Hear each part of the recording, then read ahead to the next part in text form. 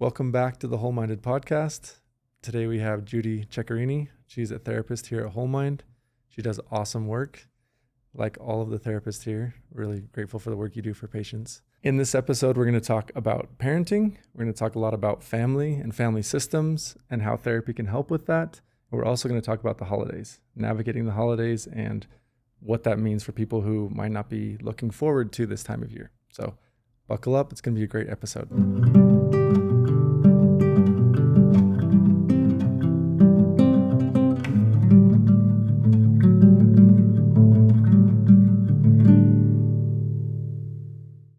Thanks for coming, Judy. Thanks for having me. I want to talk a little bit about your background. You don't have to tell us your life story, but just tell us a little bit about how you got into mental health. Okay. Where it started for you. Sure. It's probably an area for me that I've always had curiosity about, even growing up. And I had started out in school as a psych student, and I got kind of off that track and onto the mommy track and put it aside for a while, although I was always really trying to get back to it. It just never seemed like it was a good time. So I finally had a situation where I went through my own therapy for my own things that were going on in my own life. And it really got me reinvigorated into just wanting to find out more, get into that world, go back to school. I'd been putting it off for various reasons. And it was just like, time's up, like, gotta go do this. So what was it about the experience with your own therapy? Was it that feeling like this really made an impact on you and you wanted to make that kind of impact on other people, or what was it? First of all, I felt like I had kind of a unique story for my own life.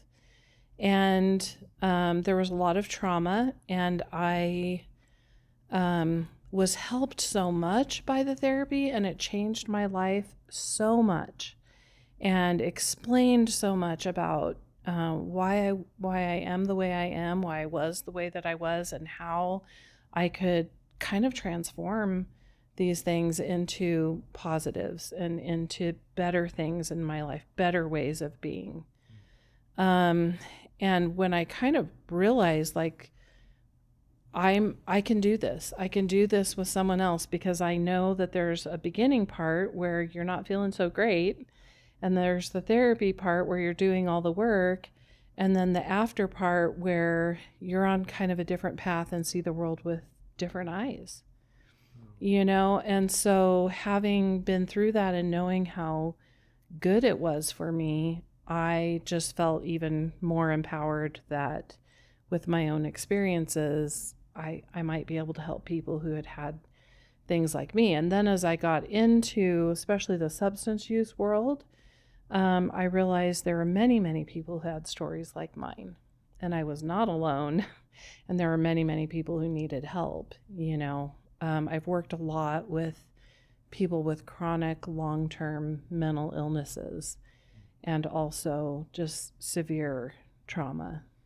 What is it like working with people like that as opposed to someone who, mental health is a spectrum, right? The severity, the difficulty someone's dealing with, but it sounds like you're working with people on the far end of the spectrum. What's it like working with those people as opposed to someone who might be on the other side who's isn't so urgent, the help they need, or so intense? Well, I think part of it is that I minored in peace and justice studies at UVU, and that is in peace building and working with people understanding poverty, where poverty comes from, people who are disadvantaged in some way. And so when I started working in this area in California in 2009, I worked for a company that we only worked with unhoused individuals. So if you're aware of California, in this case, Northern California, and the homeless and unhoused population there, there are a lot of people with chronic long-term mental illnesses. And especially the ones that are a little bit older, maybe my age and in that category, they've burned every bridge they've ever had, because in the past we really didn't understand the behaviors and the difficulty staying on medication, and we just didn't really understand socially, culturally, and people get to where they just didn't want to be in normal society because they didn't fit and it didn't work and they couldn't cope and people weren't accepting of their illnesses, And so these are people who really, really need help, and so I think part of it is just my heart, was involved in the process of saying, I really want to make a difference to people who might not have anyone else, They're kind of at the end of the rope, the end of the line. Sounds like this is really, and I think it's worth maybe just touching on a minute there, that the connection between homelessness or people that are unhoused and mental health, that a lot of people might not make that connection. But from your experience, would you say that that's a really strong likelihood that someone who's unhoused, that they likely have had some history with mental health challenges? Or I mean, it's not always the case, of course, but the people that I worked with were coming to a psychiatric mental health clinic, and part of the work that we did was to help them with their mental health. It was called Momentum for Mental Health, the company. So we were particularly working with that population, and we had a huge clientele, although we didn't call them clients, we called them partners, because we worked with them, not on them, and so there's also a very trauma responsive way of being in that company and other companies in that area of the United States. And so I really started to learn a lot about how to see people with compassion, with understanding, to understand what they've actually gone through, where they've been, why the two diagnoses, usually with also substance uses going on at the same time, where people are trying to medicate themselves and to feel differently, to try to still have some control over their own lives, And so from my education of what I learned about in humanitarian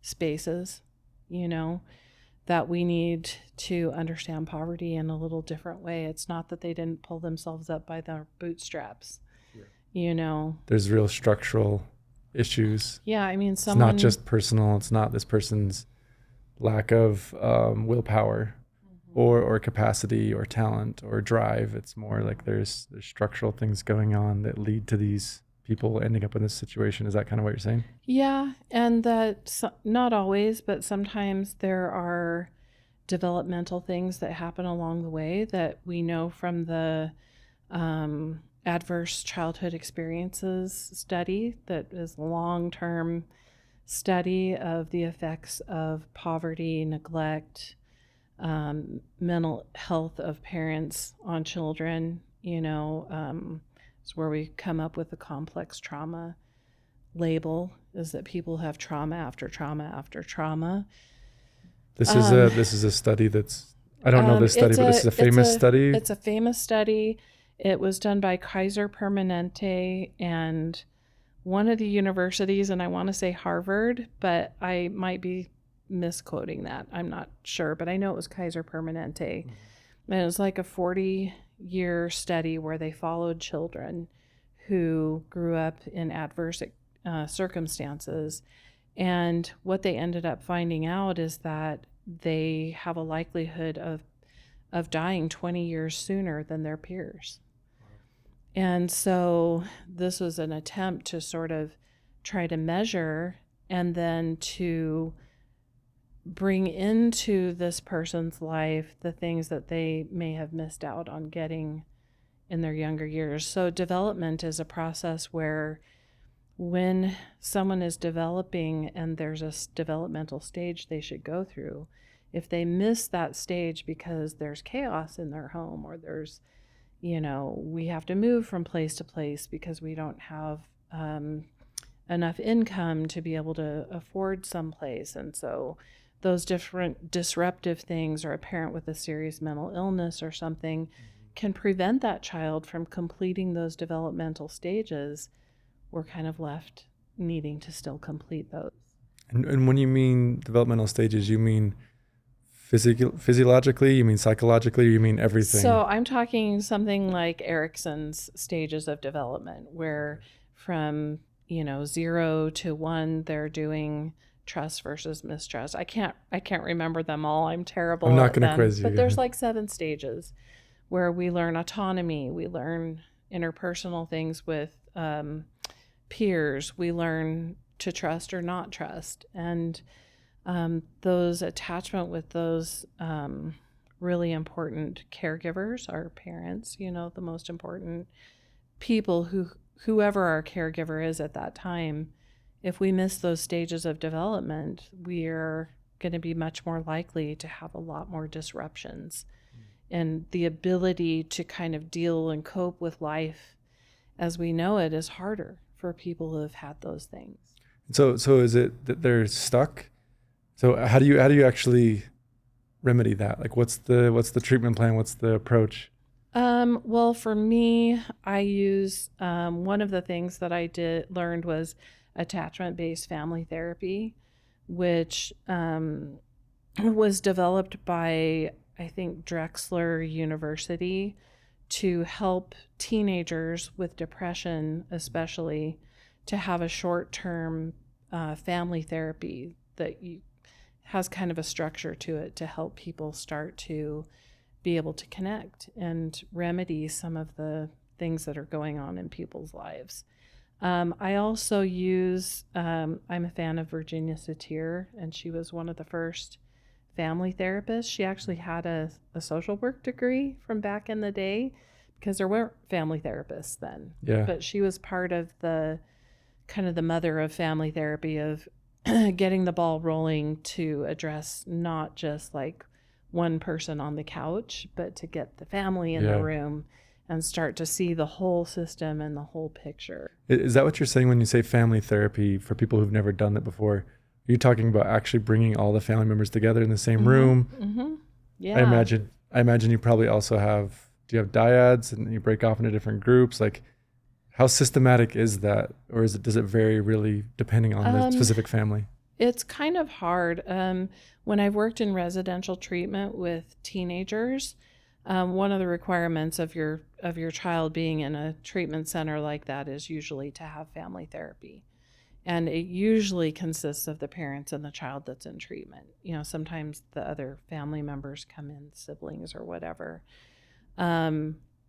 But in order to help them make some changes, so when the child returns home, they have some skills and they have some things they can do differently, to help things be less conflict. So it's like integrated, right? So it's not, okay, teenager who has a challenge or struggling is going off and doing their own thing. They come home back to the same chaotic, well, sometimes they do. Right? Sometimes they do. Yeah.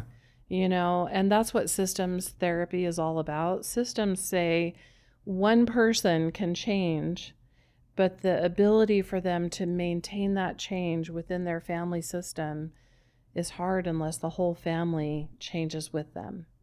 And if the whole family doesn't change with them, the family can kind of try to make them get back in the position that they were in before, because they just want homeostasis. Yeah, so it's not that they're intentionally trying to hold someone back from making progress. It's that it's uncomfortable when someone changes, and the kind of the dynamic that has been developed over time is developed because of how the people are in the system, right?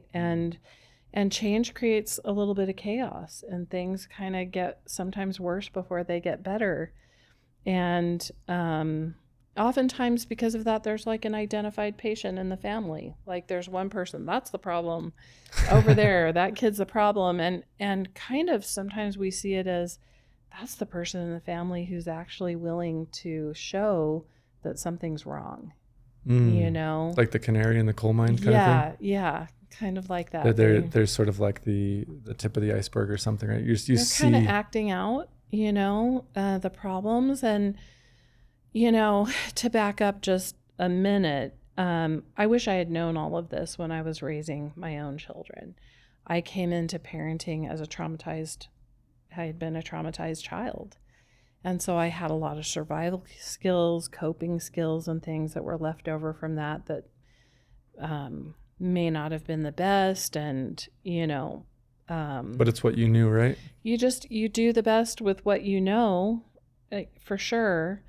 But the other part of it is sometimes the children don't know how to express the needs that they have, and so it's really hard to know what to do for a child, because sometimes, like all of us, we get to be 30 or 40 and we go to our own therapy. We've got it figured out. Like, I know what I needed now. Yeah. Back then. And that introspection, that reflection, you can kind of not diagnose, but you just become more aware, right? Yeah, become more aware. But a kid, sometimes they can, sometimes they just want to go play with their friends and you're saying no, or whatever. But sometimes there are other things that they can't describe. For instance, so many women are now being diagnosed with ADHD as adults, and we had no idea that they had ADHD.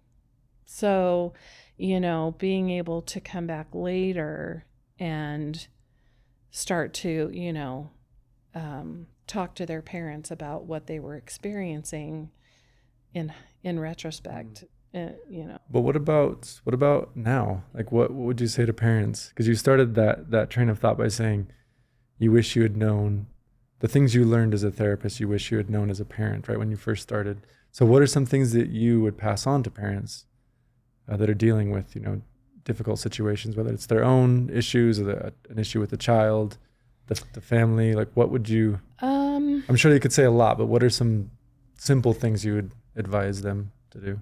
Simple things. Number one is that everyone has a part in what's going on. That it's not just a child acting out and being naughty, that we kind of have to look at the whole thing. We have to look at ourselves. We have to see what our part is in the family drama that's going on and unfolding. A lot of times we feel as parents that we're doing better than our parents did, so it's great. And so the other advice that I have for parents is that our kids can't often understand our own story. They can't really relate to how we grew up. We can tell them, well, when I was this age, I bought my own car, so you should buy your own car. That's not relatable. It's really hard for I was raised by a single mom, and, having my own car was really an important thing. And, being able to do that. We live in a different economy. We live in a different skill set world, with different things that are required. And so telling them that they should do it because we did it and we feel that that's best isn't always relatable, And so doing something because we did it that way and we think that that's good, it's hard for them to understand. So we need to talk to them in terms that they do understand and that are relevant to them.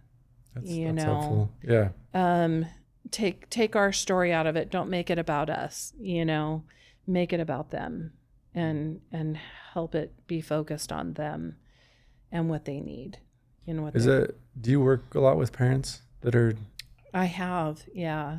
What are some common issues that you see or that you deal with parents that are trying to navigate life as a parent? Well, I can say this from my own perspective as a parent and having done some of these things, and the parents that I've worked with, which is we kind of get into a perspective sometimes with our kids that we know better because we're the parent. And as our child is getting older and they're almost adults, they're making a lot of adult decisions. And we just want them to do things the way that we want them to do, and we think we have the answers. and we want to problem solve. We want to jump in and just like, I can solve this problem. And really, our kids need to be listened to. And so that's probably the biggest thing, is to say, when I was working with parents and teenagers at the high school, sometimes kids would come in and tell me that they felt suicidal.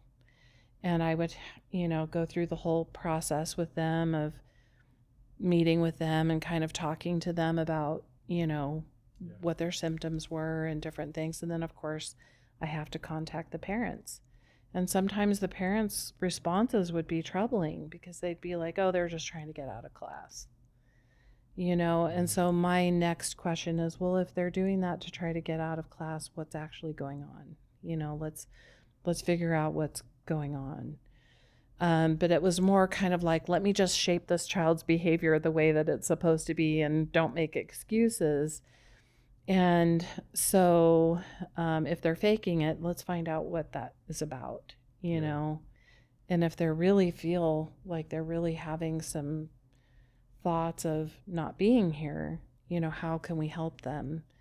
And so parents want to get in, kind of problem solve and be like, if you just go to class and you just get this turned in on time, you'll feel better, And so we live in a different time post-COVID as well, where we've all been affected, like in a way with COVID, that especially our kids, going to school is not a given anymore for kids who stayed home and did homeschool,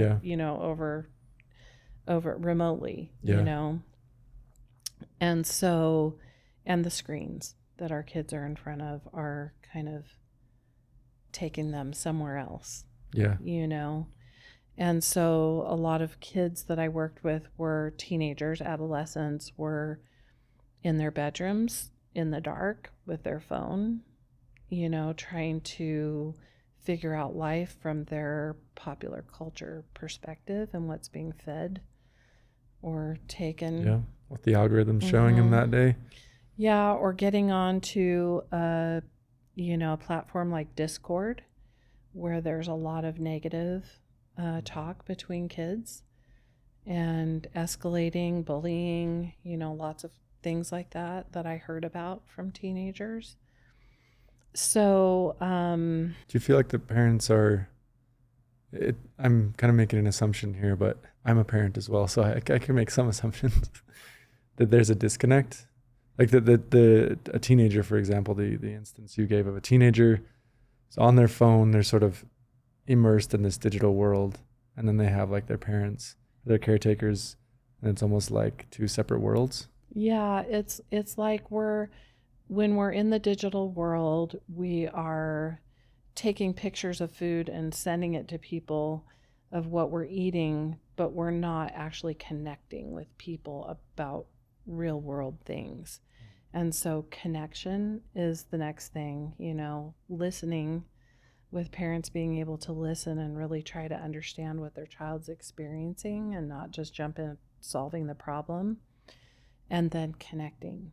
And so being able to have things that you do with your family where you connect, what do you like to do? Do you like to connect with your kids? Me? Yeah. I like to go fishing. We go fishing, swimming, hiking, stuff outdoors. They love playing games. I've got 3 boys who, it ranges, like last night I was showing them how to do leg wrestling, or arm wrestling, as we'd watched some YouTube videos and they were inspired.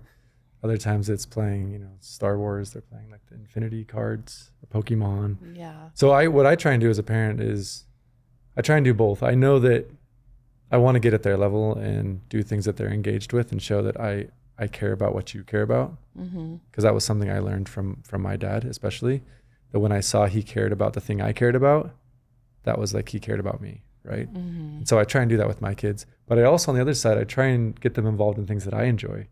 Because I know if I do things that I enjoy and I bring them along with me, they're more likely to enjoy it as well, and then we'll all enjoy it together. Because I think it can be hard as a parent when you want to play with your kids, but you don't know how.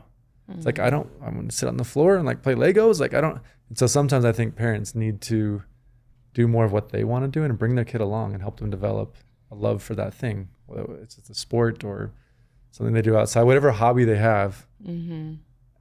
That's kind of my little spiel on what I like to do with my kids, but I'm taking us off course here a little bit. Yeah.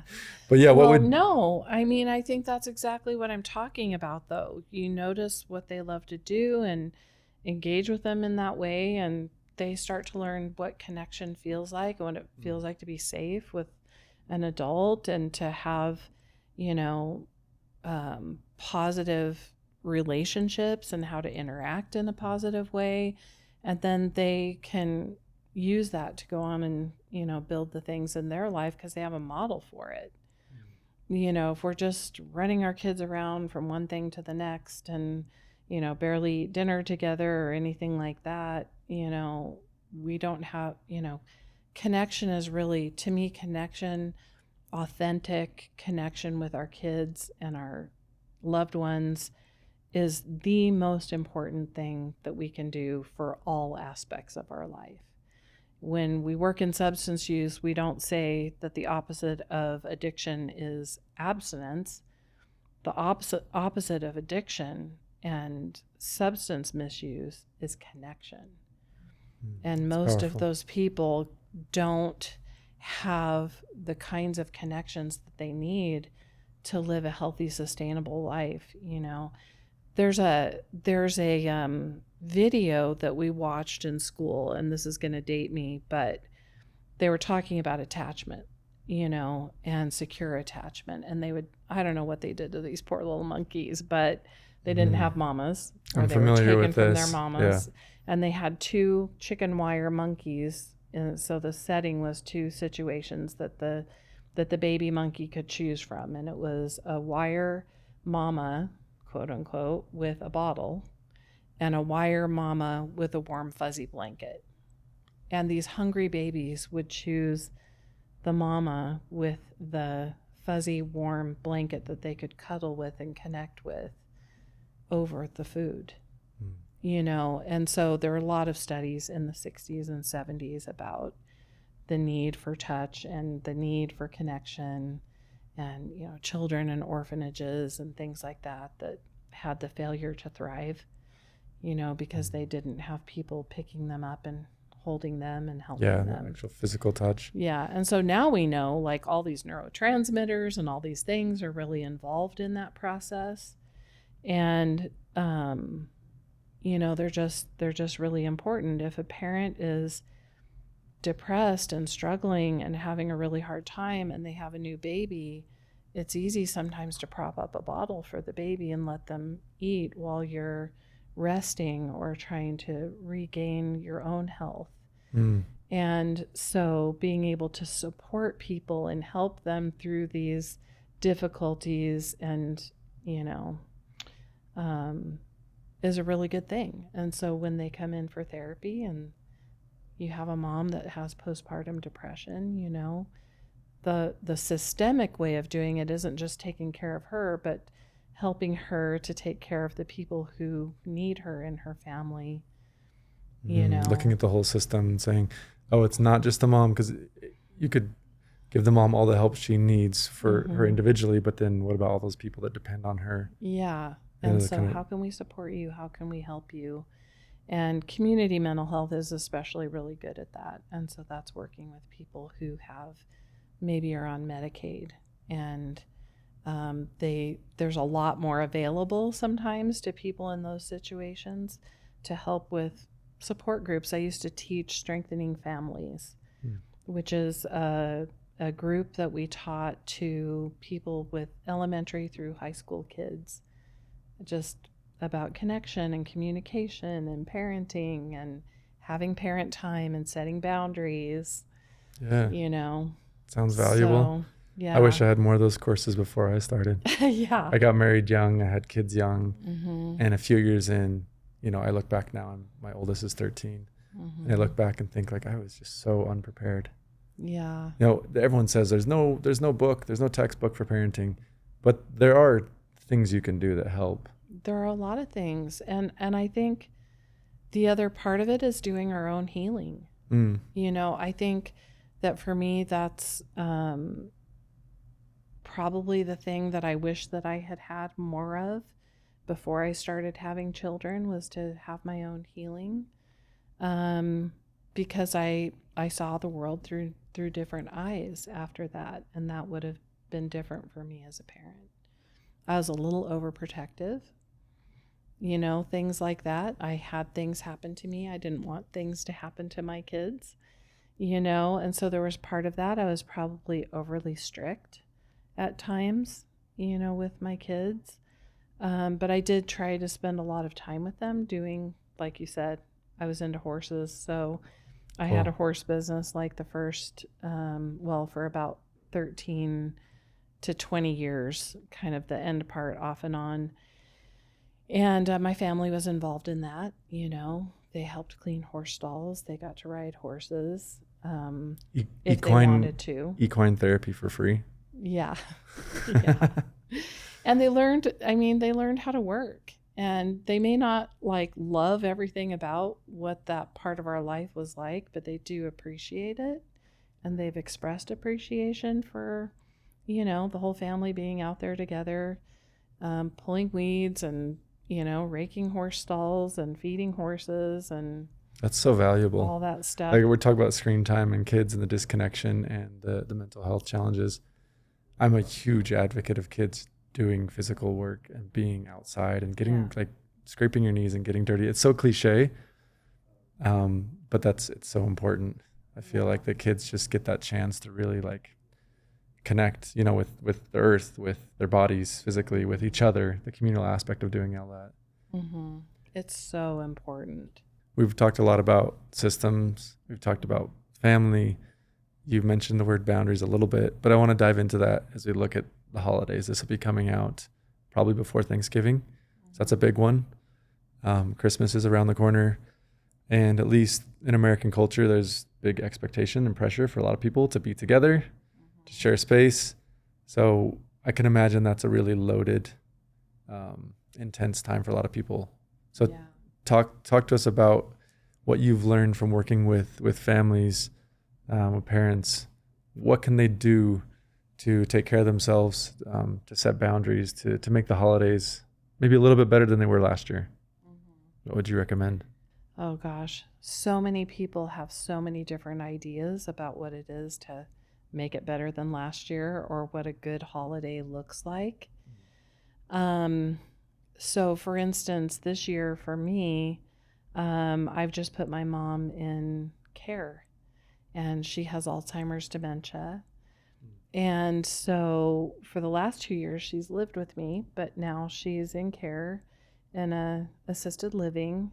And so that's got to be a difficult decision. It was a very difficult decision on one hand, and on another hand not. But also, assisted living isn't like being at home, and all the little things that we like to do for her are not necessarily being done. So we have people with families. If we start at the older end of the spectrum, we have people whose loved ones are, maybe this will be their last Christmas. We don't know. We have people that we know who maybe have gone through a divorce, or maybe they have a sick child, or maybe they're having financial difficulties. There are people who are facing the holidays after the loss of a loved one. Maybe it's the first anniversary of the death of a spouse or of a child, or, there's that empty place at the table, with a loved one. And so we have a lot of images and things about what the holidays are supposed to be like, quote unquote. And I kind of like to reference The Family Stone because it's kind of a movie where people are trying to come together and they're all really different from each other. And there's a newcomer coming in who does things differently, and how the whole family kind of reacts to that. And I know for myself, when I was over in California for those 6 years, I was a foster parent. And so, yeah, I worked in a program called the Professional Parent, which is a really dumb name. But basically, you had to have a master's level education to be a foster parent in this program. And it was for older teens who were about to turn 18, and they would age out of the system unless they were completing some very particular things that the judicial system was going to look at. So they either had to be working on school, high school or college. They had to be working, one of those two things, or working towards trying to get a job. And so if not, they would become unhoused. Oh, and wow. they would just fall off of the system into the abyss, basically. Wow. And so one of the years I was between kids during the holidays. And so that was, we decided, my daughter and I decided that there's huge homeless encampments near where I lived. I lived downtown San Jose, really. And so we just decided that we were going to make breakfast sandwiches and we were going to make hygiene kits. And for Christmas, we were going to go down to a park called St. James Park, where a lot of homeless people, congregated, and we would pass stuff out. And a lot of other people had the same idea as us. So there were sororities and fraternities from San Jose State that were there and different things. And that's just what we decided we wanted to do. That's how you spent your Christmas. Yep. And so being divorced and having grown children and living out of state, I spent Christmases sometimes on my own too, and so I would have to find ways to make it meaningful for me. Yeah. And so that's what my daughter and I did, was we decided we wanted to do that. That's great. But for people who are facing the holidays with difficulties, I think sometimes it's a little harder than we understand, depending on what phase of life we're in and what our life looks like. If we have that completed family, with the parents and the children and everything the way that we want, that's one way of living. But there are people with a lot of other different kinds of situations. One of them is that I see patients here who have extreme anxiety and depression, and it's debilitating in a lot of ways and scary for them, and having the extra energy to go through the holidays and prepare things for their kids and do those kind of things is hard. How do you help those people? So someone has major anxiety, major depression, they're looking down the barrel of the holidays right now. They're thinking, how am I going to do this? Well, first of all, because of working in community mental health for a long time, I'm kind of have a tendency to steer people toward resources that are available in the community. It's not really necessarily my job. It's something like a case manager would do, or a social worker. But I think it's important to let people know, you're not alone. You're not alone, and to sort of give them permission to do things, to get some extra things that they might need for their family, like the food bank, or being able to be part of a Sub for Santa program that's going on in the community, or steer them toward things that might be available for their kids, and things like that. How do you help people navigate the potential shame? Because I'm thinking there's definitely in our culture a real strong push to be self-reliant, to pull yourself up by your bootstraps. Like, you're the provider for your family. I think a lot of people feel really vulnerable and uncomfortable and weak if it's like, oh, I'm going to go sign up my kids for Sub for Santa. Like, how do you help them navigate that if they don't feel like they can? Like, they feel like they're maybe letting themselves down or letting their kids down if they were to take advantage of those resources you're talking about. Well, the most important thing is just helping people to manage their expectations, know that sometimes these things are temporary, and that, they can make the holidays meaningful in other kinds of ways, like the connection that we're talking about, and you can focus on music and, you know, different things that are available to make your traditions be things that don't cost money, you know. And you know, I don't think we can take away all of those things. I think we just try, because we can't control how other people view, you know, the effort that someone else is putting in. Um, that's where the trauma responsive care comes in, where we, you know, to quote Gabor Mate, who's one of my favorite people with who's really giving a voice to this, is to say it's not what's wrong with you, it's what happened to you. And so we focus on what happened, how to heal the things that happened, and to focus on the great work that they're doing in those areas, and to feel, you know, really good about progress that they're making. And you know, I can't say specifics about people that I'm working with currently that these things have come up with. But I've seen so many people succeed at changing some of the small things. You know, I have a patient who, you know, won't be invited to come to the family thing. And so we talk a lot about how will you make this meaningful for yourself? You know, what kinds of things do you want to be engaged in, you know, so that you can have a good experience. And there's a lot of sorrow, and you can't really save people from having feelings about it, you know, but you can help them to find the things that are strengths that they can feel good about, you know, and the things that they can do to help themselves or other people, you know. Help them have that sense of like of agency, right? Mm-hmm. That you're not necessarily, yes, things have happened to you, but you're not always a victim of your circumstance. There's things you can do. Yeah, and most people who are in therapy are working really hard. You know, they are trying to improve their lives.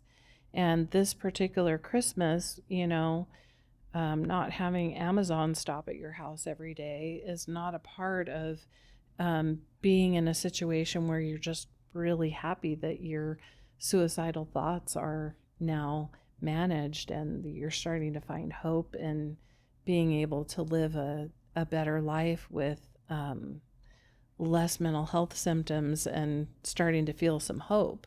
I mean, that's kind of what the holidays are all about, you know. So Celebrating those wins and kind of putting into perspective, right? yeah, The relative, you're not on the same, everyone's on their own path. And I think sometimes we look so externally and we want to measure ourselves against other people. And we see those Amazon trucks showing up with the neighbors every day, and you think, I wonder what their Christmas tree looks like and what their kids would be experiencing. And it just makes it so much harder.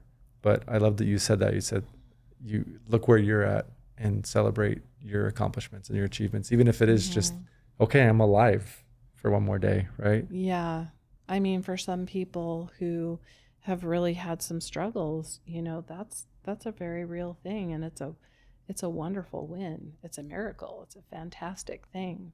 You know, a lot of times I see a lot of things on Facebook where we're remembering people who have passed through substance use or suicide, and we should remember them. But also, for every one of those people, there are people who are succeeding, you know, and they're kind of the unmarked, unnoticed, like heroes in their own lives of just getting through these things. And, you know, having been worked in substance use recovery, we've had tragedies, but we've also had like these amazing victories. I'll tell you a story. A lady who came to the program at Momentum in California she was a heroin addict, and she had lost all of her children. She had been making ends meet through doing sex work. And she was very, you know, when I met her, we were at a restaurant at a little get together that we had for our partners. And she was sitting there with her face down on the table, like her head, her face in her hands. And this woman managed to step by step by step, go through a program, stop using. She was able to reconnect and get back in the lives of all 5 of her children. She got a job. She was working. I remember we took them to Great America for an activity, and she goes, "Will you go on the roller coaster with me?" And I'm like, yeah, I'll go with you. You know, we get on there, we get strapped in. It's one of the big ones. Mm-hmm. She goes, "I have a heart problem. I'm not supposed to be on this." Right. And I was like, "We're strapped Good in. timing. It's going to go. Why did you tell me that?" You know, but seeing people be able to succeed is so much more than just, you know, stuff under the tree and all that kind of thing. People start to kind of get into sharp focus, other values that they have, you know. I love that. And hopefully, you know, people shift. They make huge shifts in their belief systems. And they don't worry so much about what it looks like on the outside. And that's a wonderful thing, a really wonderful thing, you know. That's awesome. Growing up, we had moved into a house with 8 of us in a 2-bedroom house and 1 bathroom. And my stepdad got busy and converted the garage into a room. And then there was a room above the garage that we had as a bedroom. And we still only had the 1 bathroom. But this is one of those stories that's like, my mom took us to this little store called Standard Brands, and it was kind of a hardware store. Mm-hmm. And we were able to pick out a pencil and eraser for each of our siblings for a present. And this is for Christmas? For Christmas. A pencil and eraser was the Christmas present. Mm-hmm. When I was 7, that's what I gave my siblings, was a pencil and an eraser. You know, Wow. But I never felt like, I didn't feel, you know, our family was together. My sister would come home from college, and, you know, we would have our meals and, you know, be together. And I didn't feel deprived, you know? And so I think it's our values and the things that we make important. You didn't feel deprived in spite of what, like, from the outside, for a lot of people, again, it's relative, but for a lot of people that would look like financial hardship. Yeah. The only thing you can offer your sibling for Christmas is a pencil and an eraser. And yet, you, from your perspective, you said you didn't feel deprived. Like, what was it about that? I mean, for me personally, I was little, for one thing, when that was going on. And so I didn't have like a big expectation, you know. You didn't have a huge wish list that you sent to Santa Claus? I mean, I know my friends were making lists. We didn't make lists in our family. We loved each other, and we knew our parents were working really, really hard. And so it was like, this is what we have, and, you know, we're going to all have a good time together, and we're going to throw wrapping paper around just like everybody does. And our parents did a really good job of trying to have some things under the tree that we wanted, you know. And it's just not about the commercial part of it, you know. It's about being together and being safe and having your needs met, and feeling loved, having your own traditions, you know. I grew up with an Italian stepdad, and so my whole extended family was this Portuguese Italian family, and there would be like kind of a shriveled up little turkey on the table with all the Italian and Portuguese foods, you know, laid out. But it's like, okay, we'll do the turkey, but, you know, all this other stuff is more important. Yeah. And so it was just learning about all these different things. I remember my stepdad's mom and took us to the Elks Club for Christmas, and we would get a stocking full of candy from the Elks Club. And, you know, people have their way of being able to find joy and happiness, and sometimes it's not the best Christmas, and, you know, we get through it and try and find support, and that's okay too. You know, that's hard, but that's kind of life, you know. Yeah, that's fun to hear about your personal experiences and the way that your family made it meaningful. And I think that's a really important reminder for a lot of people that there's no one right way to do it.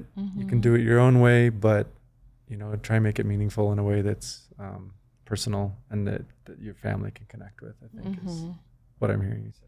Yeah. And I think, growing up with someone who has a mental health issue going on, it turns us into people who are more compassionate and kind because we understand. If we've lived with some of these things or had a family member who's lived with some of these things, we understand. I have, my mother is deaf, and I grew up with a deaf mother.